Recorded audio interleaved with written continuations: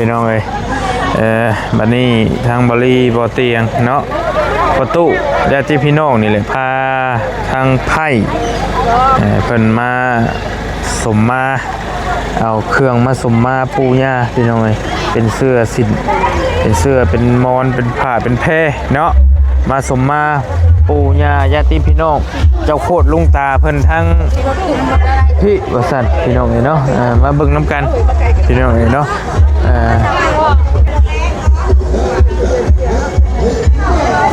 มาเดี๋ยวเข้าก่อนบ่เอายกเฮไปเลยใช่บ่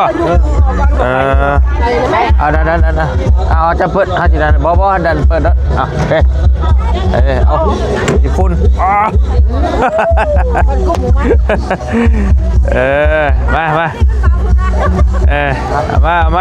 มารถบอลลี่กับมี่พี่น้องแต่ว่าใช้รถบอลเตียงหลายกว่าเนาะโอ้มันจะเข้าหน้าห้อนแล้วโอ้ชื่อเอมาให้เราเนี่ยเนาะเบรกเอมีเอแล้วบอกเบรกเอมาติดให้เราเลยเข้าหน้าห้อนเลยได้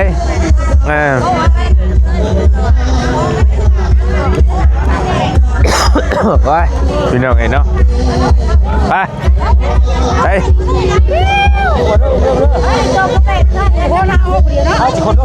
ลงมาบุกคู่กันป่ะ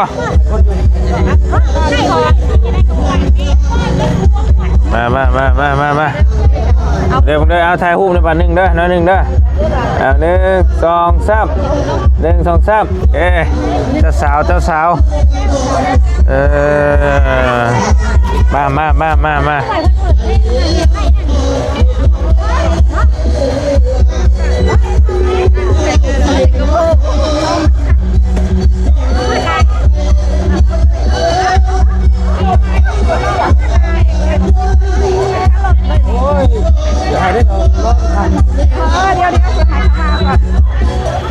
อามาส่งกันนะก่อน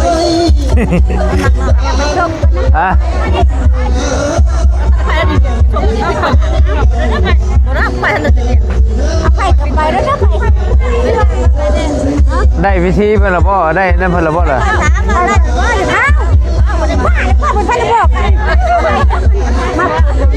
กำลังเตรียมอยู่โอ้ยกำลังเตรียมใจเย็นอันนี้อยากไปเลย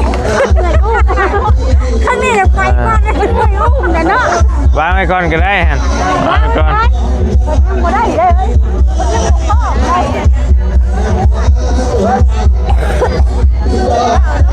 บรรยากาศ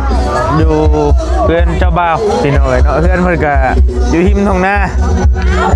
บรรยากาศเรียบง่ายพี่น้อยเนาะอากาศดีคักอยู่บรรยากาศเรียบง่ายใช้ตู้ในรถเปิดเลยว่าซั่นพี่น้อยเนาะคือสิเป็นเพื่อนหลังนี่เพื่อนเจ้าบ่าวเพิ่นพี่น้อยเนาะแขกคนกับบ่หลายมาย่อมเนาะเพราะว่าเพิ่นบ่ได้คบบ่ได้งานกันเฮ็ดแบบเรียบง่ายสบายเลยนะว่าซั่นซะพี่น้องเอ้ยเนาะม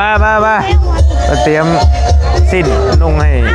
ลูกไผ่แล้วว่าซั่นพี่น้องเอ้ยเนาะโอเคเฮ็ดได้ก่อนมาเลยพอดน้ำเฮ็ดพอดน้ำเด้อพอดน้ำ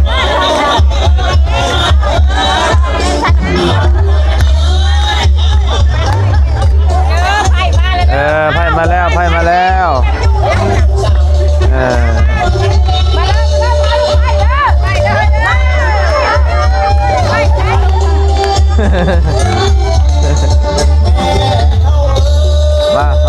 มาแบบนี้บ้านเพื่อนเนาะย่างมาหักเนาะแม่ใส่สินในข้างนี้ได้ปึ๊บนุ่งสินให้โอเค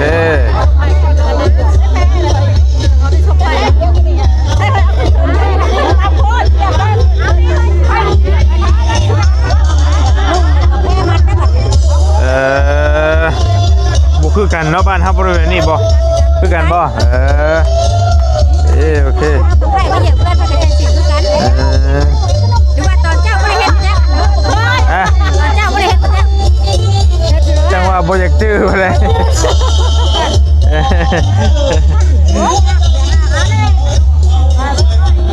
ถ่ายนั่นบ่ได้อยู่บ่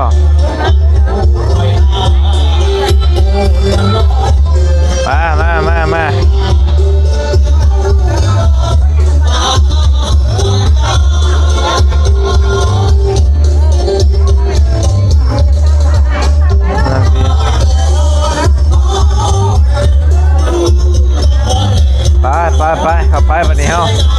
เข้าไป เป็นเสื้อเป็นมอนพี่น้องถ้าส่วนลายเนาะ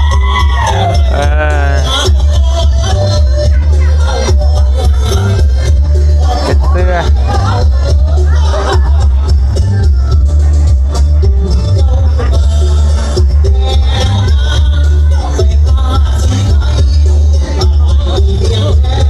มา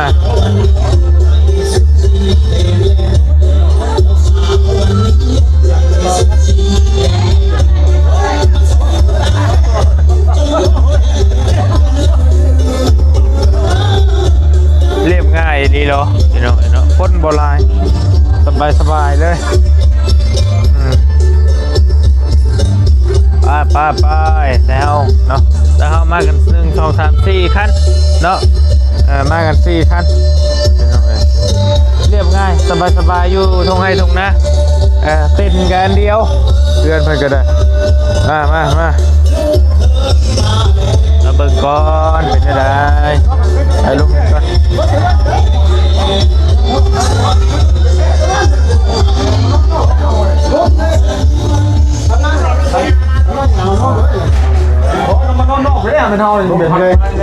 การดีลีพี่เนาะ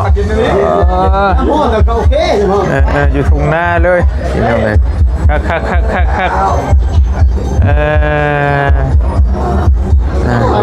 ักบนเตียงเอาลูกพี่น้องเอาลูกน้อยเอาบนเตียงก็ได้น้องเจนนี่มานำก็สั่ง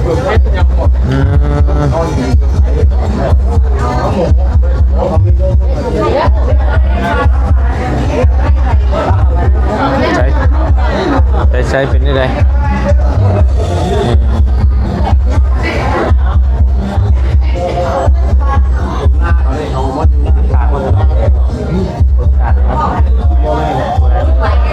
จะซื้อผู้สนลาย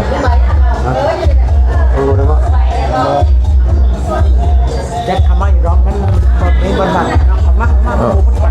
ได้แล้วตัดห้องจะได้แล้วเนาะได้แล้วพนักข้างนอกก็ได้อยู่ได้แล้วคนกับบริลายนะเบิ้ลแล้วเอาเสร็จเลยพอได้ช่องเห็นกันแล้ว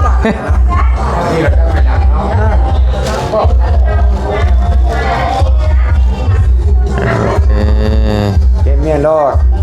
ได้แล้วเกมเมียรอดบอมัน6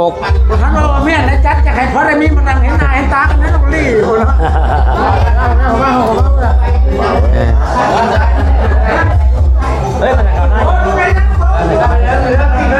ยังไม่ได้เอาจะไปนั่งน้ำตู้กันนะ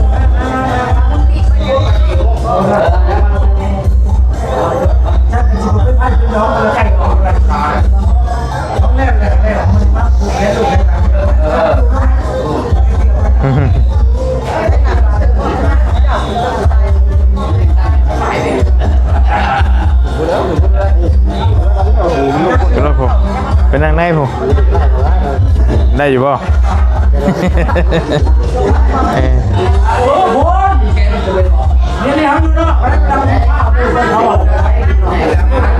เครื่องคืออีก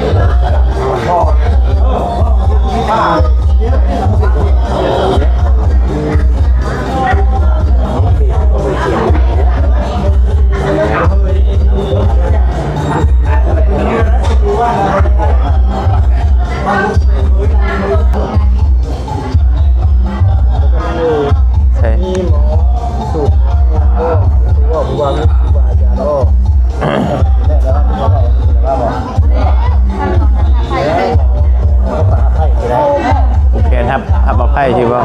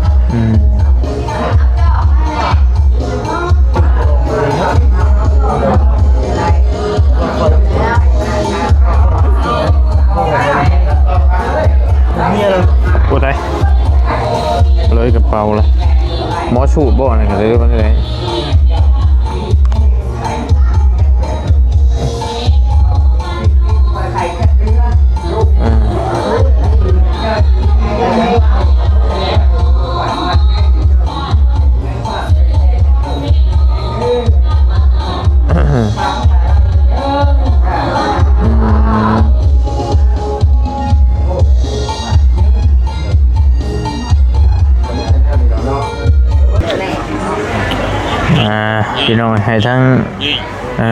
ไผ่เพิ่นสมมาเนี่ยเนาะบาดีด้วยลูกอันดีด้วยดีดดงนี่ใช่แล้วดิดดึง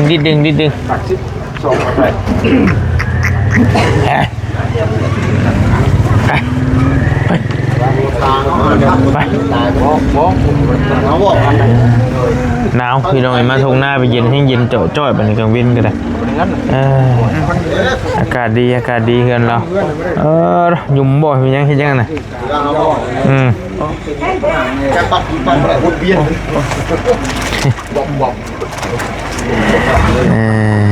บ้านกุดเขว่าสันเนาะยังขึ้นกับเมืองเขาอยู่บ่เมืองอุทุมพรบ่เมืองจำพรเลยวะเมืองจำพรชิโน่เลยวะชิโน่เลยกุดเขถึงชิโน่กับอุทุมพร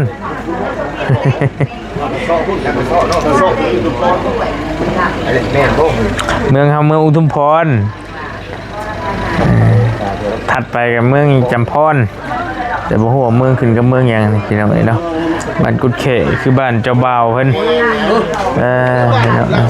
บรรยากาศก็เงียบเงาเนาะสบายพี่น้องง่ายเรียบง่ายเลยบ่วุ่นวาย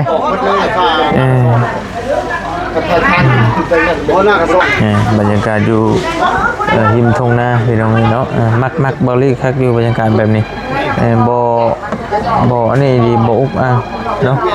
บ่ไออัดเราซะพี่น้องสบายโอ้ดิดดงอยู่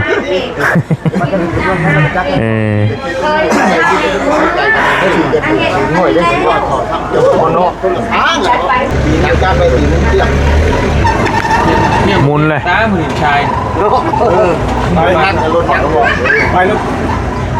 ถอยมาไหมจากกันน้อยมากเนี่ยดีเข้าไปแม่ไปดูดีๆจู่รถเป็นยังไงเนี่ยวะรถดีไปแล้วได้อยู่แล้วรถปิดบุรีจังเลยแก้เข่า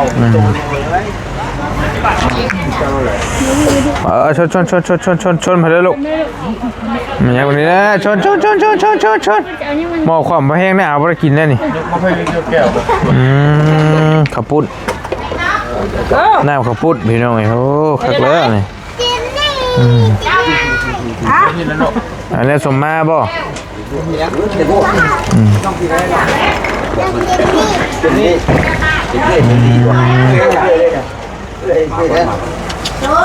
ปุ่นขับปาดขับปุ่นก็คนต้องโหมันหนาเนาะ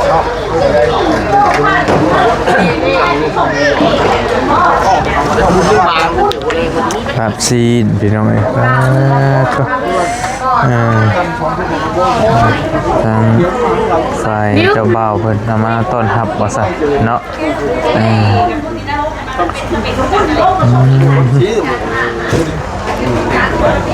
มานั่งเลยมาเดี๋ยวอันเลยค่ะตังปุ่นก่อนเดี๋ยวตังปุ่นนะโดยสบายดีเด้อสบายดีวิวกินข้าวก่อนจังหน่อยจังเมื่อพี่หน่อยก่อนง่ายเบิ่งขอโทษเด้อโหยะน้องอ่อนอยู่วะอ่อนอยู่เก่งเหมาะสมคนแบบใจขอบใจได้นึงเนาะแซ่บเลยเป็นห้องยิ้วเข่าเนี่ยก็แล้วเนาะยังบ่ายเลยบ่ายเลยเนาะบ่ายโมงเลยบ่ายครึ่งเลยบ่ายครึ่งแล้วบ่นี่โอ้ไว้ดีเนาะบ่ายโมงครึ่งเลยนอนดิจุลินอนมาแล้ว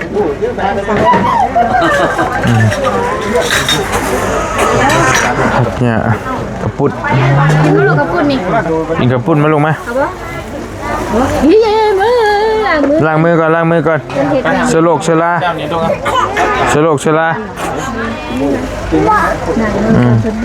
นั่งมือก่อนลูกนั่งมือก่อน